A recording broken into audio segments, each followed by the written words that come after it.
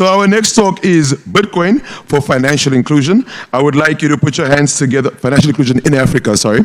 And I'd like you to put your hands together for Felix, Belyi, Luthando, and Daniel. Could you please make your way to the stage? Our moderator will be Felix. Yeah, take that. I'm going to take this one off, just so that they have two microphones. Please grab a seat, guys. I will not be getting on the stage because I'm a bit heavy and I don't want it breaking underneath all of you. All right, so I'm going to pass this to you, and then Felix, please take it away. All right, thank you so much, Okin. Super excited for this particular panel, Bitcoin for financial inclusion in Africa. And just as Herman said, we want to keep this much informal. I thought of this kind of structure of having questions, but this will be a conversation, guys, about what you're building. Great work from all of you. So we'll do maybe a brief introduction and maybe what you're working on, and then we'll pick it from there. Particularly to talk about three things or four. Merchants, of course, it's one of the things that we'll love to know. Of course, the social layer, Ekasi working with the Safa kids, and again, the community, individual level. What is the impact of Bitcoin and how it works to the community? So a brief introduction, the project you're working on, and then we'll have to discuss a few things. Okay. Hey everyone, my name is Belyi and I'm from Burundi. I'm building BTC Shule, which is mainly a Bitcoin circular economy in a village which is called Wineko. It is a village where almost everyone is unbanked. And people are storing the money in their house or in their pot. I don't know. So it is an underserved village in one of underserved village in Burundi. So we are trying to bring Bitcoin in that community as a currency, like alternative currency for the community, for their empowerment, but also for their development. I think I will talk a lot about it in next minute. Thank you. Hello everyone, my name is Luthando. I'm from Ekasi. What we are building at Ekasi, we have 60 merchants. They are accepting Bitcoin as a payment. Also, we are teaching the kids to save from the safer kids. So we reward those kids with Bitcoin about their attendance for the Safer Kids project. Also, we have kids that they are attending My Premier Bitcoin Diploma in our Bitcoin Ekasi Center. Also, we are rewarding those kids with Bitcoin. Also, we just started another program now. We supported by Bitcoin Moon Fund. So there's kids that they are just reading books, we call those kids, they are doing after they are postgraduate. One of them is here, Milani. You can just raise your hand. So those kids, they are just reading. We have library in our Bitcoin Ekasi Center. They can just choose any book about the book that is written by Bitcoin is Bitcoin books. So after they finish to read the books, and then they have to write a test, and then we're gonna give them rewards as well after they finish that book. So yeah. Hello everyone, I am Daniel from Mozambique. I am the founder of Bitcoin Famba community. So Bitcoin Famba project is an education project, and then we support existing social community projects, onboard them to Bitcoin, and Bitcoin Famba acts like a hub that the the community social project can build circular economies. All right, so that was kind of a brief introduction, and thank you so much for that. So maybe we can just talk about a few things before you guys started building the projects or contributing to the project. So maybe you can share. Sometimes, when you're doing presentations, usually people are trying to say this is a problem, and this is a solution, but then maybe it's an opportunity that you saw. Maybe there was not a particular problem, but then after Bitcoin, there's an opportunity that arose out of now Bitcoin coming into the picture. So maybe, Belyi, you can talk about, was there a problem, or there after Bitcoin, now you saw the opportunity to build what you're building in Burundi? Okay, thank you very much. Maybe I can start with a short story on how everything started. From my background, normally I founded the NGO which is teaching people, mainly kids in Burundi, how to use technology, how to use internet and stuff. And like it was founded in 2019, and I participated in a conference here in Cape Town. It was in 2023, yes. And in that conference, that's where I met a person who was wearing a cap with a Bitcoin, put over with Bitcoin, a computer with Bitcoin. And I said, what if I approach this guy? And that guy was Heman. And that's how he explained me what he's doing with Bitcoin, the community and stuff.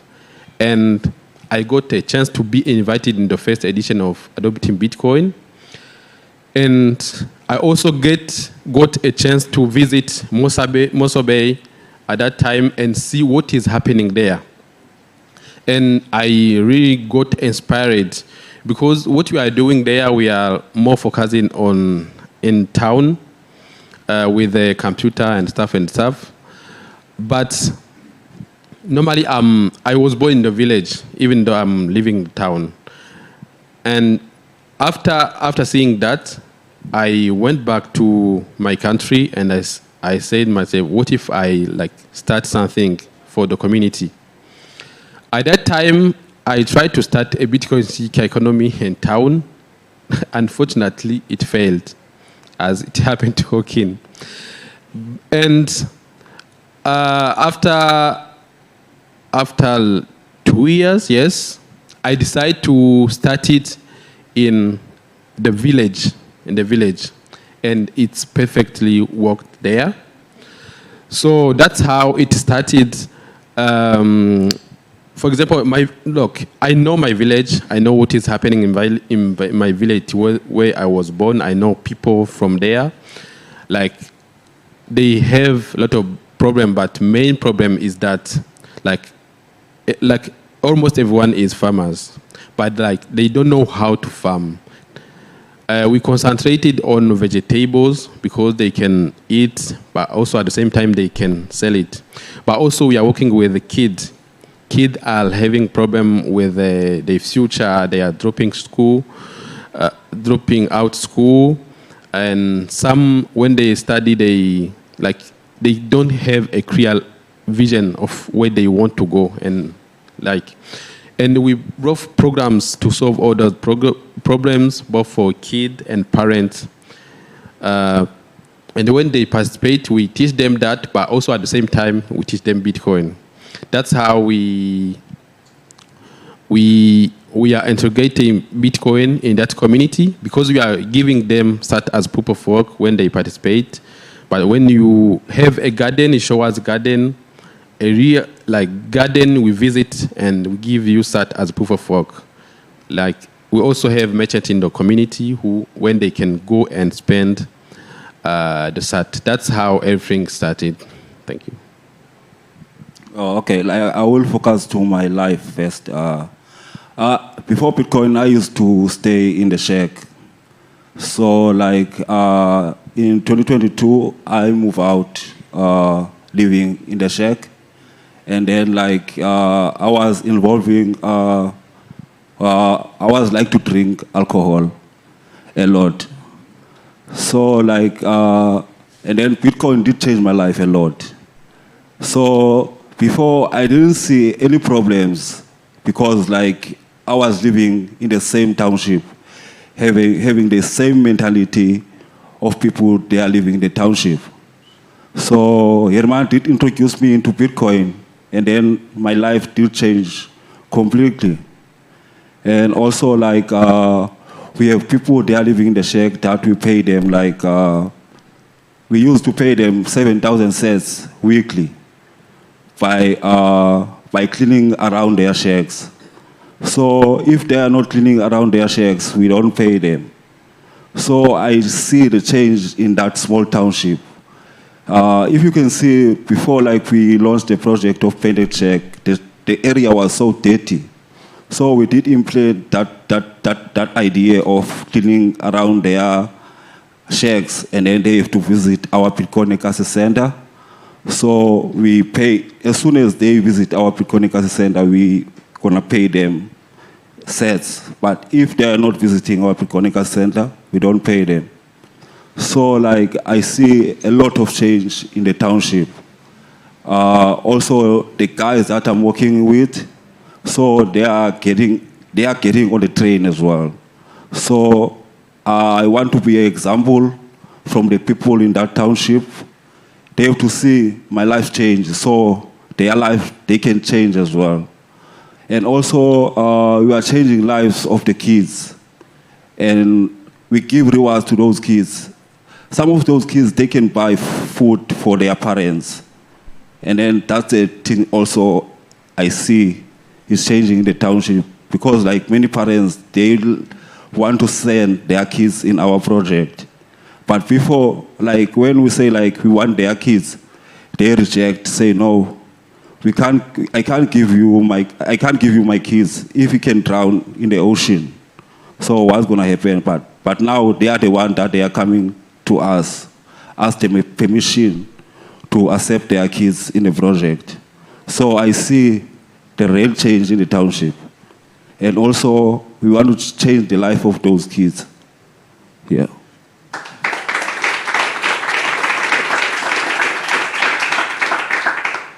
So from Bitcoin Famba in Mozambique, so one of the issues we have is that people, they don't distinguish between Bitcoin and crypto. So it's a big issue. They don't distinguish between good money and easy currency or easy profit. So part of our efforts to work with the social community projects and our community is for people to, and the young people to at least now they know, okay, crypto is bad, you know. They know how to avoid the scams and the frauds. Another benefit is to educate Bitcoin to be used as medium of exchange. Indirectly, we need to onboard merchants, we need to onboard clients, and something that happens is that besides only onboarding merchants to the circular economy, for example, here we have Francisco from Maputo Skate and Education Community Project. The kids from the project and the young people, they are being incentivized to be entrepreneurs. So they're not just onboarding new merchants. The young people, the young kids, they want to create their own business. So it's a step up from just onboarding merchants. So we are creating entrepreneurs, build their business on Bitcoin. So that's an improvement. All right, thank you so much for that response, guys. And the reason as to why I'm asking like a particular question for them, for the three of them, is actually to see, the response of Bitcoin existing. You know, it's behaving different from different areas. And as you can see from their response, you realize that, okay, so from South Africa, this is happening. In Burundi, this is happening from Mozambique. This is actually what we are using Bitcoin. This is how we are leveraging on Bitcoin to do this stuff. So, and of course, about building Bitcoin circular economies, again, it's also having merchants to accept Bitcoin or Bitcoin being used by communities every day to buy simple goods or get good services and pay with Bitcoin. So maybe slightly talk about an approach you do to merchants to accept Bitcoin, and maybe the challenge you get, talking to a merchant and, what they respond to, and how maybe the merchants who've accepted Bitcoin, how has it been like for them? Okay. It's three. How you approach your approach to merchants, maybe the challenges you've received. That's why maybe some merchants never have accepted Bitcoin. And maybe for those who have accepted Bitcoin, how is it like for them accepting Bitcoin as payment? Okay, first of all, onboarding a merchant is not easy. That you have to know that it's not easy.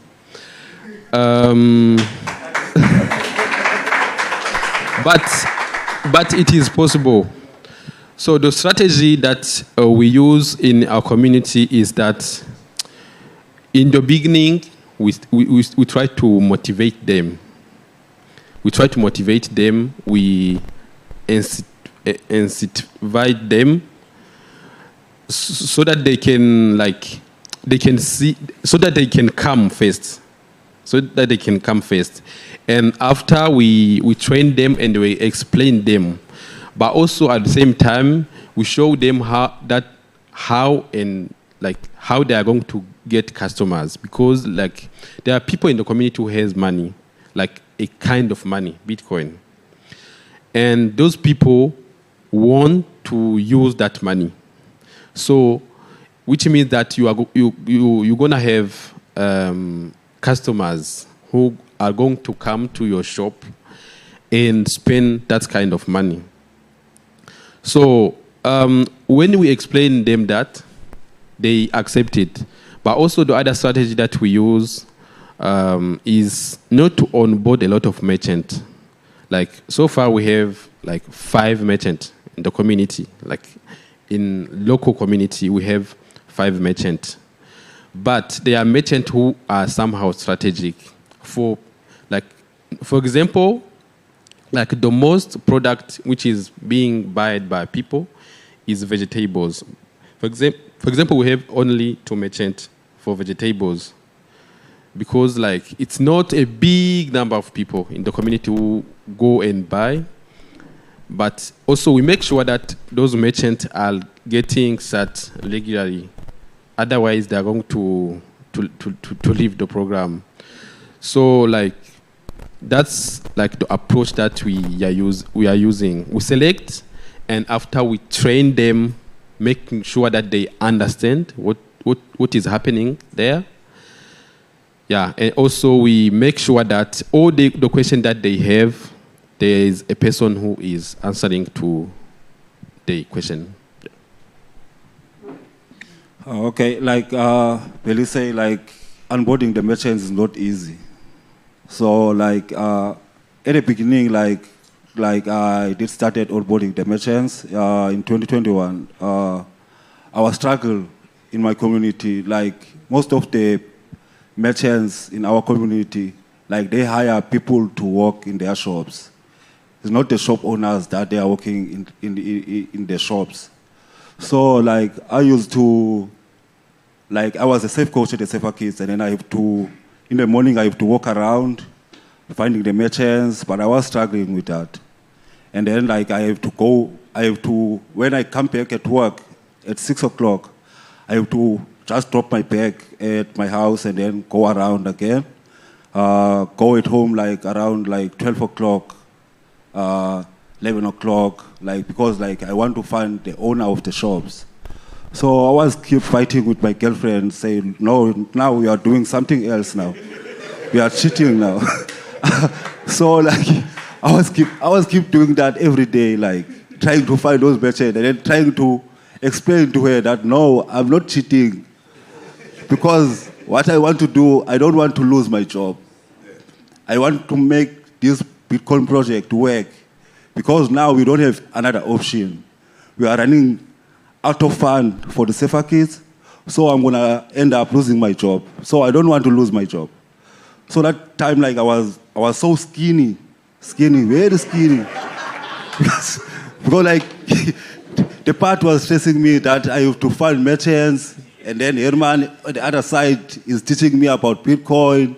So I was feeling like a child when I'm going to the Safer Kids, because I know I'm going to meet Herman. This guy is going to tell me about Bitcoin. So he's telling me about Satoshi Nakamoto. Like he was like he's talking Chinese to me. So what is Satoshi Nakamoto? This guy is telling me about.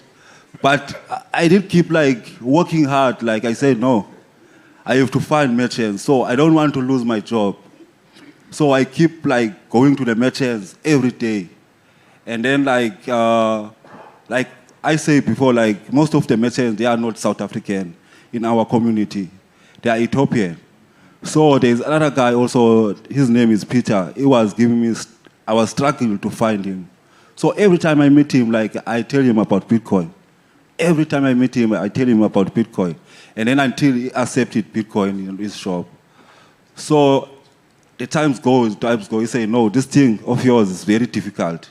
I don't want to accept it anymore in my shop. So he just quit, and then last year, yeah, he did started again to accept Bitcoin as a payment.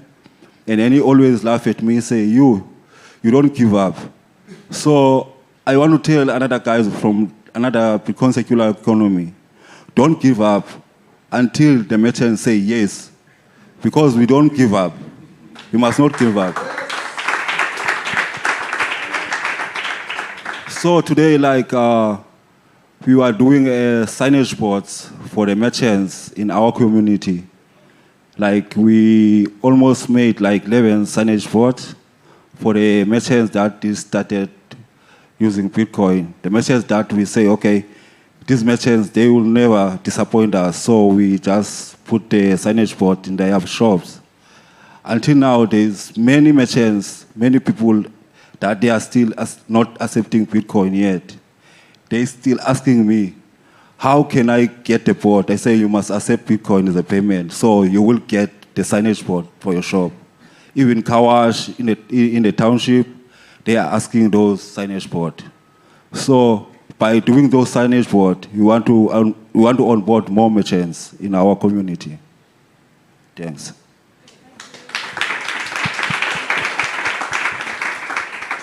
So one of our challenge is basically any Bitcoin that the merchant receives. Basically, the merchants, they see Bitcoin as a currency, not as money. So they immediately just want to take the Bitcoin and get the currency. So our effort is to try to educate the merchants just to see the difference between Bitcoin is a money and what they are basing their profit, their losses, their business is currency. So just distinguish between currency, which is not good, and money, which is good, right? And then if they want to limit their exposure, we just say, okay, maybe you can have a limit. You can try to accept Bitcoin because they're just starting. So let's say maybe what would be the equivalent 300 Rand, maybe 500 Rand. And up to that, maybe you can, if you want to limit the exposure, you can go back to currency. But the best thing that the merchant that we can explain the merchant is to use Bitcoin as something that he can save, like his own treasure, for the future. And then it's a treasure that will gain value, and then he can use some of the treasure for his business to business or his expenses. So yeah, that's it. All right, we're a little bit over time. I want to thank everybody for listening to this particular amazing panel. I want to say thank you for the great work that you guys are doing. This is my first time moderating a panel. Usually I'm on the other side of speaking, so hopefully I've tried to do a good job with this, all right? Thank you so much. Thanks, everybody. Let's give them a hand.